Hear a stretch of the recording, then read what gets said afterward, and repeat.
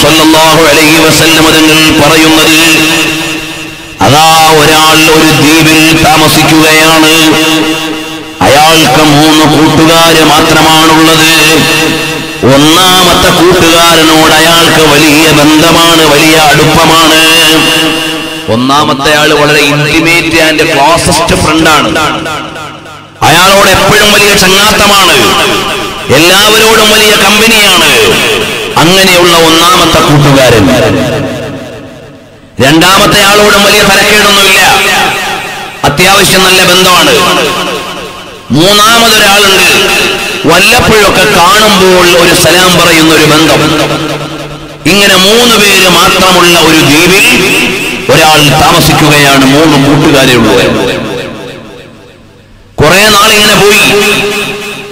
അപ്പോൾ അയാൾക്കൊരു ലെറ്റർ കിട്ടി, നാളെ രാവിലെ 6 മണിക്ക് നിങ്ങൾ ഇവിടെ നിന്ന് പുറപ്പെട്ടുകൊള്ളണം. നാളെ രാവിലെ 6 മണിക്ക് നിങ്ങൾ ഇവിടുന്ന് പോണം. അങ്ങനെ ഈ ലെറ്ററും വാങ്ങി ഇയാൾ ഏറ്റവും അടുത്ത കൂട്ടുകാരന്റെ അടുക്കലേക്ക് ചെല്ലുകയാണ്.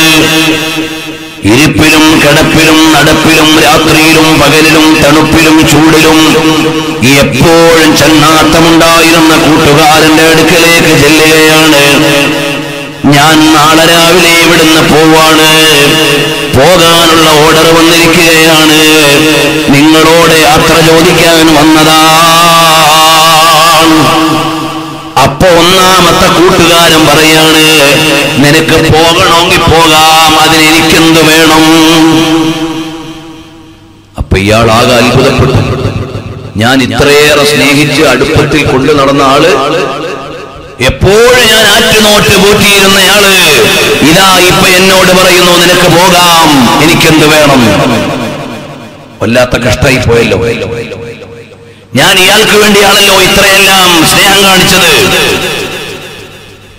രണ്ടാമത്തെ ആളോട് യാത്ര ചോദിക്കാനുള്ള മനസ്സില്ല, എന്തായാലും ഒന്ന് ചോദിച്ചേക്കാം. അപ്പൊ രണ്ടാമത്തെ ആള് ചോദിച്ചു, എത്ര മണിക്കാണ് പോകേണ്ടത്? 6 മണിക്ക്. എന്നാ ഞാൻ കൊണ്ടുപോയി വണ്ടി കയറ്റി വിട്ടു തരാം. പടച്ചോനെ, ഞാൻ വല്ലാതെ ഇഷ്ടം വെച്ചുകൊണ്ട് നടന്ന 2 പേരും ഇങ്ങനെ ആയിപ്പോയല്ലോ. ഇത് എന്റെ ഉദാഹരണമല്ല, ഹബീബായ സല്ലല്ലാഹു അലൈഹി വസല്ലം തങ്ങൾ പറഞ്ഞു തരുന്ന ഉദാഹരണമാണ്. ഒന്നാമത്തെ കൂട്ടുകാരൻ യാത്ര ചെയ്യാൻ നേരം പറയാ, പൊയ്ക്കോ, എന്ത് വേണം? രണ്ടാമത്തെ ആള് പറയാണ്, നിങ്ങളെ കൊണ്ടുപോയി യാത്രയാക്കി തരാം. ഇനി മൂന്നാമത്തെ ആളോട് ചോദിക്കാനുള്ള മനസ്സൊന്നുമില്ല, എന്നാലും ഒന്ന് ചോദിച്ചേക്കാം. വല്ലപ്പോഴും കണ്ടുകേട്ട പരിചയം മാത്രമേ ഉള്ളൂ. അയാളോട് ചെന്നിട്ട് പറയാണ്, ഞാനിതാ ഇവിടുന്ന് പോവാണ്, നാളെ രാവിലെ 6 മണിക്ക്. അപ്പോഴയാൾ ചോദിക്കുന്നത് 6 മണിക്കാണ്, എന്നാൽ ഞാൻ നിങ്ങളുടെ കൂടെ വരാം. ഞാൻ നിങ്ങളുടെ കൂടെ വരാം.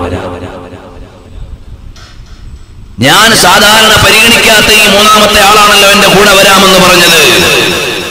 ഈ 3 പേരാരാണ്? ഒരായത്തിന്റെ വിശദീകരണമാണിത്. ഇമാം ഹാഫിദ് സുയൂത്തി റളിയല്ലാഹു അൻഹു അദ്ദുറുൽ മൻസൂർ എന്ന തഫ്സീറിൽ ഉദ്ധരിക്കുന്നത് കാണാം. ആരാണ് ഈ 3 കൂട്ടുകാർ? സാധാരണ വെള്ളിയാഴ്ച നമ്മളെ പാരായണം ചെയ്യുന്നു അൽ മാലു വൽ ബനൂൻ സീനത്തുൽ ഹയാത്തിദ് ദുനിയാ والباقيات الصالحات خير عند ربك ثوابا وخير أملا.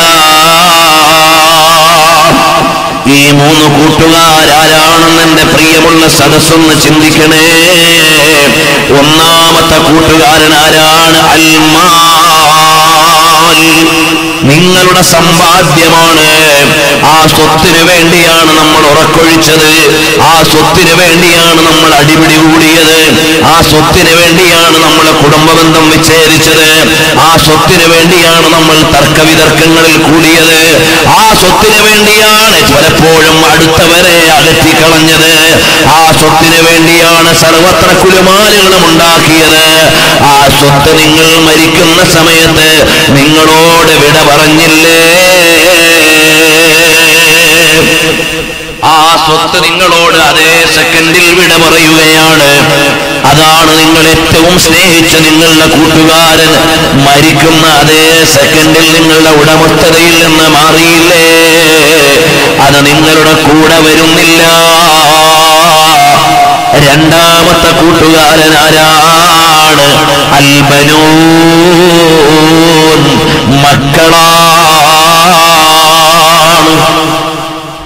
മക്കളാണ് നിങ്ങളുടെ രണ്ടാമത്തെ കൂട്ടുകാരൻ. നിങ്ങൾ പറയും എനിക്ക് ഭാര്യയും മക്കളൊക്കെ ഉണ്ട്, അതുകൊണ്ട് അതിന് വരാൻ വയ്യ, ഇതിന് വരാൻ വയ്യ. നല്ല കാര്യങ്ങൾക്കെല്ലാം മുടക്ക് പറഞ്ഞ് നിങ്ങൾ ആറ്റുനോറ്റ് പോറ്റിയ നിങ്ങളുടെ മക്കൾ, നിങ്ങൾ മരിക്കുന്ന സമയത്ത് നിങ്ങളുടെ മക്കൾ കൂടി ആലോചിക്കുന്നത് വാപ്പാന്റെ അല്ലെങ്കിൽ ഉമ്മാന്റെ മയ്യിത്ത് അപ്പുറത്തെ റൂമിൽ കിടക്കുകയാണ്. മക്കൾ ഇപ്പുറത്തെ റൂമിൽ ചർച്ച ചെയ്യുന്നത് മയ്യിത്ത് എത്ര മണിക്ക് എടുക്കാം. അതാ അപ്പൊ ഒരു മകൻ പറയാണ് നമുക്ക് 4 മണിക്ക് മയ്യിത്തെടുക്കാം. അപ്പൊ അടുത്ത മകൻ പറയാണ് 4 മണിയാകുമ്പോഴേക്ക് കുഴി റെഡിയാവൂല, എന്നാൽ 5 മണിക്കാക്കാം. നിങ്ങളെ കൊണ്ട് യാത്രയാക്കാനല്ലാതെ നിങ്ങളുടെ മക്കളും കൂടെ വരൂല. ഉമ്മമാരെ, ഉപ്പമാരെ, ഇത് ഞാനും നിങ്ങളും അഭിമുഖീകരിക്കേണ്ട യാഥാർത്ഥ്യമാണ്. നമുക്ക് നല്ല കാര്യങ്ങൾ ചെയ്യാൻ നേരം മുടക്ക് നിന്നത് കച്ചവടമാണ്. നല്ല കാര്യം ചെയ്യാൻ തടസ്സമായത് മക്കളെ പോറ്റണമെന്നാണ്. എന്നാൽ ഇത് രണ്ടും നിങ്ങളുടെ കൂടെ വരുന്നില്ല. മൂന്നാമത്തേതാണ് വൽബാഖിയാതു സ്വാലിഹാതു ഖൈറുൻ ഇൻദ റബ്ബിക സവാബൻ വഖൈറുൻ അമലാ. മൂന്നാമത്തേതാണ് നിങ്ങളുടെ സൽക്കർമ്മങ്ങളാണ്. നിങ്ങൾ എല്ലാ ഒഴിവ് കഴിവും കഴിഞ്ഞിട്ട് നിസ്കരിച്ച നിസ്കാരമില്ലേ, നിങ്ങൾ ചെയ്ത നല്ല കാര്യങ്ങളില്ലേ, അത് മരിക്കുമ്പോ നിങ്ങളുടെ കൂടെ വരാനുള്ളതാണ്. അതാണ് നിങ്ങളുടെ മൂന്നാമത്തെ കൂട്ടുകാരൻ. നിങ്ങളുടെ കൂടെ വരാനുള്ളത് നിങ്ങളുടെ കർമ്മങ്ങളാണ്. അതേ സമയത്ത് നമ്മൾ ആലോചിച്ചു നോക്ക്, എത്രയോ ആളുകൾ ഈ പരിസരത്തുണ്ട് അല്ലാഹുവിന്റെ പരിശുദ്ധമായ ഇൽമിന്റെ മജ്‌ലിസിൽ വന്നിരിക്കാൻ മടി.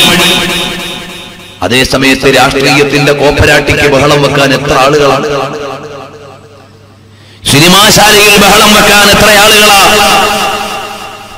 സൽക്കർമ്മങ്ങളിലേക്ക് വരാൻ ആളുകൾ കുറഞ്ഞുപോയി, അതിലേക്ക് താല്പര്യമില്ല. അതേ സമയത്ത് സമ്പത്തിന് വേണ്ടി കടിപിടി കൂടാൻ ആളുകൾക്ക് സമയമുണ്ട്, വീട്ടുകാര്യങ്ങൾക്ക് വേണ്ടി സമയമുണ്ട്. ചിലപ്പോഴൊക്കെ ജുമഅക്ക് സലാം വീട്ടിക്കഴിഞ്ഞാൽ ഒരുപാട് ആളുകൾ അങ്ങ് ഇറങ്ങിപ്പോകും. നമ്മൾ വിചാരിക്കും ഒരു വല്ല അത്യാവശ്യത്തിനൊക്കെ ഇറങ്ങിപ്പോയിരിക്കും, ദിക്ർ എല്ലാവരും നേരമില്ല, ദുആർക്കാനും നേരമില്ല.